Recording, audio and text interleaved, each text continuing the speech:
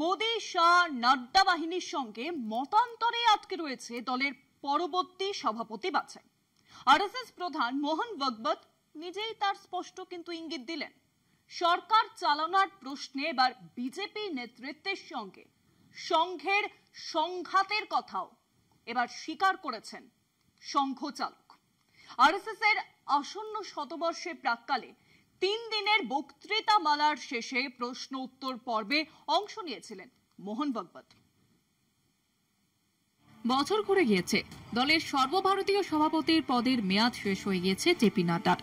2024 সালের জানুয়ারি থেকে নতুন সভাপতি নিয়োগের কথা ছিল বিজেপির, কিন্তু এতদিনেও নতুন সভাপতি বাছতে পারেনি নরেন্দ্র মোদী, অমিত শাহরা। যা বিজেপি তো বটেই, সাবেক জনসংঘের জমানাতেও এমন ঘটনার নজির নেই। রাষ্ট্রীয় স্বয়ংসেবক সংঘের আসন্ন শতবর্ষ উপলক্ষে দিল্লিতে সরসংঘ চালক মোহন ভাগবতের 3 দিনের বক্তৃতা মালার আয়োজন করা হয়।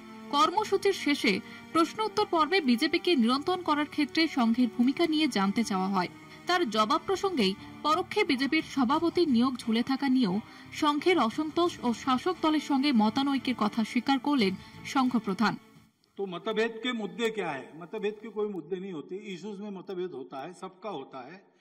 हमारे यहाँ मतभेद के विचार कुछ हो सकते हैं, मनभेद बिल्कुल नहीं है। और एक दूसरे पर विश्वास है कि जो प्रयत्न कर रहे हैं वो प्रामाणिकता से कर रहे हैं, निस्वार्थ बुद्धि से कर रहे हैं। क्षमता अपनी अपनी है, परिस्थिति अपनी अपनी है, अलग अलग चलेंगे तो भी अलग अलग जाना नहीं है, सबको एक जगह जाना है। इसलिए हम तय नहीं करते। हम तय करते इतना समय लगता क्या?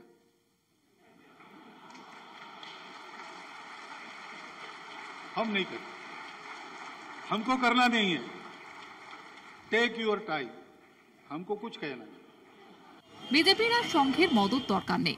গত লোকসভা ভোটের প্রাক্কালে জেপি নাড্ডার ওই মন্তব্য মোদী শাহের নেতৃত্বাধীন বিজেপির কেন্দ্রীয় নেতৃত্বের সঙ্গে নাগপুরের দূরত্ব তৈরি করেছিল। ভোটে একক গরিষ্ঠতা হারানোর পর বেনজিরভাবে মোদী সংঘ সদর দপ্তরে গিয়ে সরসংঘ চালকের সঙ্গে বৈঠক করেছিলেন। রাজনৈতিক পর্যবেক্ষক মহলের মতে মোদী বাহিনীকেই পক্ষান্তরে সমঝে দিতেই সংঘ প্রধানের ওই বার্তা। কলকাতা টিভি।